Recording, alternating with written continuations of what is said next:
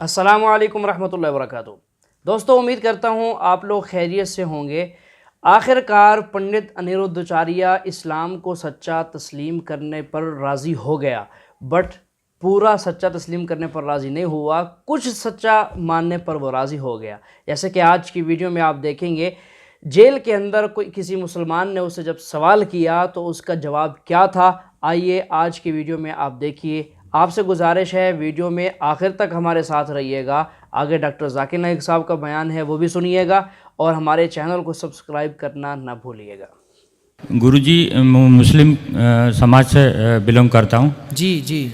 और मैं पिछले आज तीसरा या चौथा दिन है मैं आपकी कथा में सुबह से शाम तक रहता हूँ। जी। मैंने इन दिनों में चार दिनों में ये देखा कि आपके द्वारा जो कथा कही गई है उस कथा में कहीं से भी धर्म या धर्म विशेष से किसी भी तरह का कोई लेना देना नहीं है। जी। सारा जो एक मैसेज है वो है मानवता। जी। मानवता के प्रेम के लिए ही सारे धर्मों का उत्थान, मतलब ईश्वर ने अगर किसी को किसी भी धर्म आचार्य या किसी भगवान को भी अगर दुनिया के अंदर भेजा है तो धर्म की नहीं, मानवता की सेवा के लिए भेजा है। जी। लेकिन ये मैसेज देके दिया है कि धर्म के अनुसार मानव की सेवा करना। बिल्कुल। जो जिस धर्म से बिलोंग करता है, चाहे वो मुस्लिम हो, ईसाई हो, हिंदू हो, वो अपने गॉड ऑफ मैसेंजर से ये दुनिया को बताना चाहता है कि मानव सेवा से ही ईश्वर को प्राप्त करा जाता है। लेकिन ईश्वर ने अपने गॉड ऑफ मैसेंजर से ये बताया कि धर्म के अनुसार ही मानव सेवा करना बहुत ज़रूरी है। जी। आप जिस धर्म में पैदा हुए उसको मानना भी बहुत ज़रूरी है। जी। अब आप अपने स्वार्थ के लिए धर्म को बदल दो। जी। कि इस धर्म में अच्छा लग रहा है, कल उस धर्म में अच्छा लगेगा, ऐसे तो दुनिया ही मतलब बदल की पूरी जिंदगी खत्म हो जाएगी। जी। मेरे धर्म के प्रति जितनी मेरी आस्था होती है, मेरे अंदर जो ऊपर वाले ने जो मुझे जिम्मेदारियां दी थी, जी, वो मैंने इस जेल के अंदर कुरान को भी पढ़ना सीखा। जी। और आज निरंतर में 3 से 4 हमारे पारे बोलते हैं, जिसको अपन किताब नंबर वाइज बोलते हैं, 30 नंबर होते हैं, उसमें से 2 या 3 हर रोज़ पढ़ने की कोशिश करता हूँ और उस ऊपर वाले से माफ़ी मांगता हूँ कि तूने मुझे इस दुनिया में भेजा और मैं कृतज्ञ हो गया उसके लिए। जी। एक तो ये है गुरुजी। दूसरी, जब मैंने किताबों के अंदर पढ़ा तो 2 हिंदू धर्म से मिलते हुए 2 वाक्य जो है मेरी किताब के अंदर मिले। अच्छा। एक तो ये है कि शिव अर्ध नागेश्वर जिसको बोलते हैं, अर्ध नागेश्वर क्यों कहते हैं? अर्ध नारेश्वर। आप अपने हिसाब से कैसे आइडेंटिफाई करेंगे उसको? आप बताइए, आपने क्या पढ़ा? मैंने ये पढ़ा कि जब ईश्वर ने आदम सलाम को इस दुनिया के अंदर भेजा, अकेला भेजा, सिंगल, हाँ, मिट्टी से बना के, जब दुनिया के अंदर 40 साल तक वो जमीन के अंदर पड़े रहे। जी।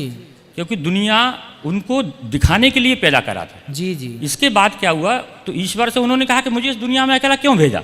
जी। तो उनके दुनिया को बनाने के लिए उनकी बाईं पसली, जी, इस बाईं पसली को निकाल के उन बीबी हव्वा को उन्होंने पैदा करा। जी। बाईं पसली से। जी।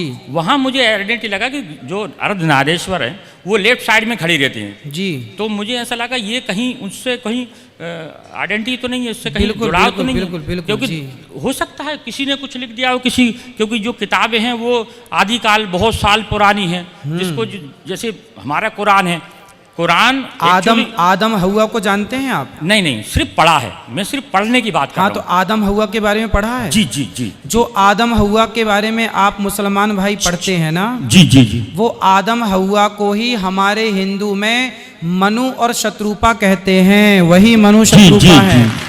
वही मनु शत्रुपा है, वही मुस्लिम में आदम हव्वा है। नाम बदल गया ना साहब? जी। नाम बदल गया चूंकि भाषा बदल गई। जी। हम संस्कृत और हिंदी भाषी हैं। जी। और आपकी भाषा उर्दू है, अरबी। तो आपने उसे आदम हव्वा कहा। जी। हम देखो बात वही है। जी। आप केला कहो या बनाना कहो, जी, वस्तु एक है। जी। पर नाम 2 है, चूंकि भाषा 2 हो गई। उसी तरह जो आदम हव्वा आप कहते हैं, वो एक्चुअली ब्रह्मा की संतान मनु और शत्रुपा है। जी। हमारे यहाँ उनका उल्लेख है। जी। एक मेरा सवाल का आपने आइडेंटिटी कर दी। एक दूसरा सवाल और है। जी। एक और नबी हमारे यहाँ आए थे, नूह अस्सलातु वस्सलाम। जी। आपके जैसे अभी अपने देश के प्रधानमंत्री श्री मोदी जी जो हैं, वो वहाँ नाम कहाँ नीचे गए थे अभी, उसको कौन सी वो है, हाँ, द्वारिका द्वारिकाधीश जो है वो पानी के अंदर है। पानी के अंदर उस संबंध में भी एक किस्सा हमारी किताब के अंदर है। बताइए। एक नबी थे नूह अलैहिस्सलाम, जब उन्होंने अपनी कौम से कहा कि ईश्वर एक है, इसकी आराधना करो, जी। इसके अलावा दुनिया के अंदर कोई देने वाला नहीं, सिर्फ ईश्वर है जो सबको दे सकता है, जी। मुझे भी दे सकता। तो इस बात को कहने के लिए उन्होंने सारी अपनी कौम से बोला जी। तो उनकी बीवी बच्चे किसी ने उस चीज को नहीं माना जी। लेकिन उनको मानने उनकी बात को मानने वाले 85 लोग रहे जी। तो फिर उन्होंने ईश्वर से ये कहा कि अल्लाह ये सारी कौम तो सुनती नहीं है। जी। तो फिर अल्लाह की तरफ से एक मैसेज आया कि नूह अपने लोगों से कहो जल्दी ही इस कौम को मैं नस्ते नाबूद कर दूंगा, पानी से डुबा दूंगा, अच्छा, डुबा दूंगा। तो फिर उन्होंने कहा अल्लाह ताला जो वो भी डूब जाएंगे जिनने भी मेरी बात को माना है। तो उन्होंने कहा एक नूह एक कश्ती बनाओ, उस कश्ती में जो तुम्हारे मानने वाले उस कश्ती में बैठ जाएंगे और वो जो है जो बच जाएंगे और जो तुम्हारी बात को नहीं मानेंगे वो सारी इसके अंदर जो है पानी में डूब जाएंगे। थोड़ा सा मैं ये नहीं कह रहा कि ये सारी चीजें एक दूसरे से सही है, नहीं मिलती हैं, सिर्फ मिलती हैं। वही हमारे यहाँ के आधार पे हमारे यहाँ जब भगवान मत्स्य बनकर आए जी जी। तो मत्स्य भगवान ने सत्यव्रत नाम के राजा को कहा कि तुम जिसको चाहो इस नाव में रख लो, वो रह जाएगा, बाकी प्रलय काल में सब डूब जाएगा। तो लगभग बातें देखिए, हिंदू और मुस्लिम कितना भी आपस में लड़ लें लेकिन जब मूल में गहराई में जाएंगे तो ऊपर सब एक ही पाएंगे। जी जी जी जी जी, ऊपर सब एक ही पाएंगे, यहाँ कितना भी लड़ लें झगड़ लें। तो यार और जब कुरान मजीद की मैंने आयत पढ़ी, कुरान मजीद में अल्लाह ताला ईश्वर कहते हैं सूरह अल इमरान में सूरह नंबर 3 आयत नंबर 64 में, तालौ इला कलिमतिन सवाइम बैना बैनकुम, आओ हम उस बात की तरफ जो आप और हम में यकसा है। सबसे पहली बात क्या है? अल्लाह नाबुदा इल्लल्लाह, कि हम सिर्फ एक ईश्वर की इबादत करें। वला नुश्रिका भी शैय्यन, कि हम आपस में किसी को शरीक न करें। वला यत्तखिज़ बादुन बादन अरबाबन मिनल्लाह, तो हम आपस में किसी को रब ना कहे। फ़इन तवल्लो, अगर वो ना माने, फ़क़ूलू अशहदु बिअन्ना मुस्लिमून, आप शहादत दो कि आप मुस्लिम हैं। तो जब मैंने कुरान मजीद की आयत पढ़ी जिसमें लिखा है कि जब भी आप गैरों से बात करते हैं तो उस बात की तरफ आओ जो उनमें और हम में यकसा है, और मजहबी किताब में यकसानियत भी है, डिफरेंसेस भी है। तो मैं कहता हूं कि कम से कम यकसानियत के ऊपर तो हम अमल करें, जो डिफरेंसेस है वो कल डिस्कस करेंगे। डिफरेंसेस तो है, मैं ये नहीं कहता डिफरेंसेस नहीं है, लेकिन जो यकसानियत है, जो आपकी किताब धार्मिक किताब और हमारी किताब में यकसा है, तो कम से कम उसके ऊपर तो अमल करें।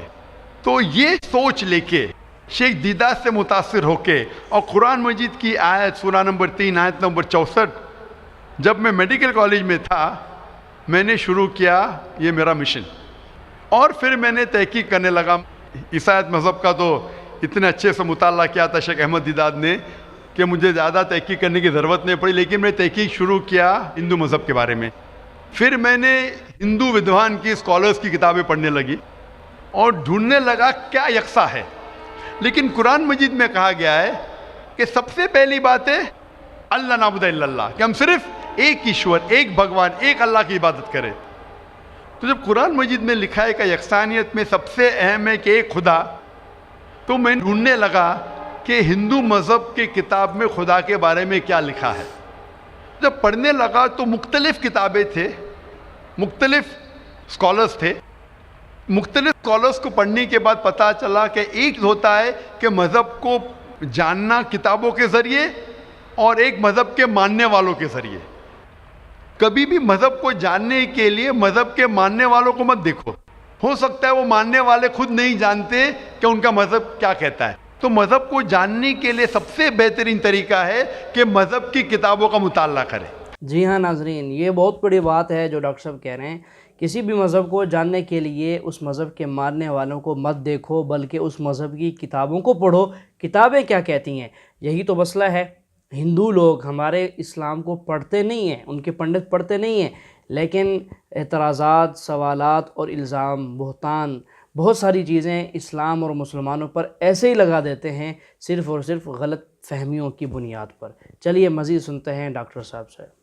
तो जब मैं हिंदू मज़हब की किताबों का मुताला करने लगा तो एक अहम किताब का नाम है उपनिषद। उपनिषद में लिखा है, छंदों के Upanishad, chapter number 6 section number 2, shloka number 1 में, एकम एविदित्यम, खुदा एक है दूसरा नहीं है। जब हम पढ़ेंगे श्वेताश्वेतर उपनिषद चैप्टर नंबर 6 श्लोका नंबर 9 में, नाचस्य कसिज जनिता न चदीपा, ये संस्कृत कोटेशन है जिसके मानी है उस खुदा, उस ईश्वर का कोई रब नहीं, उस ईश्वर के कोई वालिदैन नहीं, उसके ऊपर कोई नहीं है, उसकी वालदा नहीं, उसके वालिद नहीं है। लिखा है श्वेताश्वेतर उपनिषद में चैप्टर नंबर 4 श्लोका नंबर 19 में, न तस्य प्रतिमा अस्ति, उस ईश्वर की कोई प्रतिमा नहीं। प्रतिमा संस्कृत में होता है अक्स, photograph, painting, picture, idol, statue, sculpture. न तस्य प्रतिमा अस्ति, उस ईश्वर की कोई प्रतिमा नहीं, कोई अक्स नहीं, कोई पिक्चर नहीं, कोई फोटोग्राफ नहीं, कोई पेंटिंग नहीं, कोई आइडल नहीं, कोई स्कल्पचर नहीं, कोई स्टैच्यू नहीं। और ये आप आगे पढ़ेंगे, ये वही चीज लिखा हुआ है यजुर्वेद में। वेद हिंदू मजहब की सबसे ऊंची किताब है। यजुर्वेद में लिखा है चैप्टर नंबर 32 श्लोका नंबर 3 में, न तस्य प्रतिमा अस्ति, उस ईश्वर की कोई प्रतिमा नहीं, कोई अक्स नहीं, कोई फोटोग्राफ नहीं, कोई पेंटिंग नहीं, कोई पिक्चर नहीं, कोई स्टैच्यू नहीं, कोई आइडल नहीं, कोई स्कल्पचर नहीं। तो जब आप हिंदू मजहब की किताबों का मुताला करते पता चलता है हिंदू मजहबी किताब में भी लिखा है खुदा एक है, उस खुदा का कोई अक्स नहीं। और ब्राह्म सूत्र जो हिंदुइज्म का है वो एकम ब्राह्म द्योत्या नास्ते नैना नास्ते किंचन, भगवान एक ही है, दूसरा नहीं है, नहीं है, नहीं है, जरा भी नहीं है। There is only one God, not a second one, not at all, not at all, not in the least bit. जी हाँ नाजरीन, देखें ये बात हिंदू और मुस्लिम मज़हब के दरमियान यकसा है कि माबूद खुदा सिर्फ़ एक है, उसके अलावा कोई नहीं है जो जिसकी इबादत की जाए, और उसका ना कोई सानी है, ना उसके बराबर का है, ना उसके वालिदैन हैं, ना औलाद है, वगैरह वगैरह सारी बातें डॉक्टर साहब से आपने सुन ली। लेकिन मसला ये है, इस वक्त हिंदू पंडित और हिंदू पब्लिक इस बात को मानने के लिए तैयार नहीं है। अपनी ही किताब में लिखा हुआ है लेकिन उसको ना पढ़ते हैं, ना समझते हैं, ना सोचते हैं और ना ही मानते हैं। तो ये है जुल्म जो वो अपने ऊपर करते हैं, अपने ही ऊपर शैतान की मदद से वो जुल्म कर रहे हैं। इसलिए अल्लाह ताला फरमाते हैं कि अल्लाह ताला इंसानों पर जुल्म नहीं करते, बल्कि इंसान अपनी जानों पर ख़ुद जुल्म करता है अल्लाह की नाफरमानी करके। तो ये पंडित और इनकी पब्लिक जो है आज अपने ऊपर ख़ुद ही जुल्म कर रहे हैं। ये क़यामत के दिन ये नहीं कह सकते कि हमारे साथ नाउज़ुबिल्लाह नाइंसाफ़ी हुई है, हमारे साथ ये हुआ है और वो हुआ है। चलिए मज़ीद सुनते हैं डॉक्टर साहब से। तो इस ज़रिए से मेरा मुताला शुरू हुआ। सबसे पहले तहक़ीक़ करने लगा मैं कि हिंदू मज़हब की किताब में ईश्वर का क्या जिक्र है, भगवान का क्या जिक्र है। और पता चला जिस तरीके से कुरान मजीद में लिखा है खुदा एक है, वही लिखा है हिंदू मज़हबी किताब में। जिस तरीके कुरान में लिखा है उसका कोई अक्स नहीं, वही लिखा है हिंदू मज़हब में। जिस तरीके से कुरान मजीद में लिखा है ना वो किसी से जनाए ना किसी को जनता है, वही चीज़ लिखी हिंदू मज़हबी किताब में। तो मैंने कहा जो यकसा है तो इसके ऊपर अमल क्यों ना करे। तो इस तरीके से मेरी तहक़ीक़ शुरू हुई और आस्ते आस्ते तहक़ीक़ के बाद पता चला कि हिंदू मज़हब में भी लिखा हुआ है कि अवतार आने वाले हैं। अवतार लोग समझते हैं कि भगवान एक इंसान का रूप लेता है, ये एक मानी है, लेकिन सही मानी है संस्कृत में मतलब भगवान खुद नहीं, भगवान किसी को भेजता है। तो अवतार के सही मानी है जैसे हम कहते हैं पैगंबर। तो भगवान ने, ईश्वर ने कई पैगंबर भेजे और आखिरी पैगंबर का जिक्र हिंदू मज़हबी किताब में है, कई किताबों में है, वेद में है, उपनिषद में है। कई मिसाल दूंगा एक, कल्कि पुराना में लिखा है कि आखिरी जो अवतार आने वाले आखिरी पैगंबर वो कल्कि अवतार है। उनके वालिद का नाम है विष्णु यास। विष्णु मतलब खुदा, यास मतलब नौकर, खुदा का नौकर। अरबी में करेंगे तो हो जाता है अब्दुल्ला, जो नाम था मोहम्मद सल्लल्लाहु अलैहि वसल्लम के वालिद का। उसके वालिदा का नाम है सुमति, मतलब शांति, अमन। अरबी में हो जाता है आमिना, जो मोहम्मद सल्लल्लाहु अलैहि वसल्लम के वालिदा का नाम था। इसमें लिखा है कि इन्हें वही आएंगी एक केव में, एक गारे में, जो मोहम्मद सल्लल्लाहु अलैहि वसल्लम गारे हिरा में आई थी। उन्हें वही आएंगी रात के वक्त, वो बाद में जाएंगे नॉर्थवर्ड और फिर वापस आएंगे। मोहम्मद सल्लल्लाहु अलैहि वसल्लम ने हिजरत की थी, मदीना की तरफ वापस आए। उनके 4 करीब दोस्त होंगे, इसमें 4 खुलफा राशिदीन है। इस तरीके से डिटेल में लिखा गया है आखिरी पैगंबर, जो आखिरी अवतार जो आने वाले मोहम्मद सल्लल्लाहु अलैहि वसल्लम। तो मैं कहता हूँ हिंदुओं से कि आप अपनी हिंदू किताब का मुताला कीजिए और हम हिंदू और मुसलमान एक हो जाएंगे। तो इस तरीके से मेरे तहकीक शुरू हुई और मैं दुनिया भर में कोशिश करता हूँ अमन का पैगाम लोगों तक पहुँचाए। आपने जो उपनिषदों का वर्णन किया है उसके साथ में एक लाइन और जोड़ता हूँ, जहाँ पर यही लिखा हुआ है कि ईश्वर एक ही है। वो हमारी श्रीमद् भगवद गीता है, जिसे हम श्रीमद् भगवान की वाणी या ईश्वर की वाणी कहते हैं। उसके चैप्टर नंबर 18 श्लोक नंबर 66 में है, अनन्या सर्वधर्मान परित्यज्यम मामे कम शरणम प्रजा अहम त्वाम सर्व पापेभ्यो मोक्षयिष्यामि मा शुचा। उसमें भी एक ही ईश्वर की ओर इंगित किया गया। तो आप जो कह रहे हैं एकदम सही और एकदम यथार्थ है कि हमारे हिंदू में एक ही ईश्वर की है, बाकी रूप हमने अनेक मान लिया है। ये एक आस्था का विषय हो जाता है, साकार रूप निराकार रूप वो अलग है, लेकिन ईश्वर को हमारे यहाँ भी आपने एकदम ठीक फरमाया है। गीता भी हमारी यही कहती है। धन्यवाद आपको। जी हाँ नाजरीन, जैसा कि आपने सुना, आखिरकार ये हिंदू शख्स भी इस बात को मानने पर मजबूर हो गया कि हाँ, जो मुसलमान कहते हैं, जो इस्लाम कहता है, जो कुरान करीम में है, वो बात सच है। आपने ख़ुद ही देखा।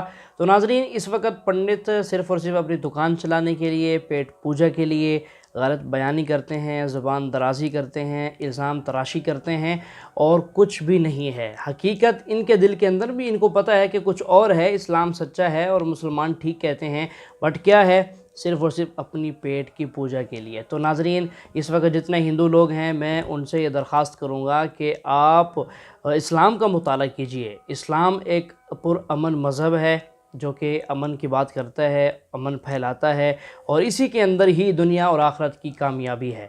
तो नाजरीन, उम्मीद करता हूँ आज की वीडियो आपको अच्छी लगी होगी।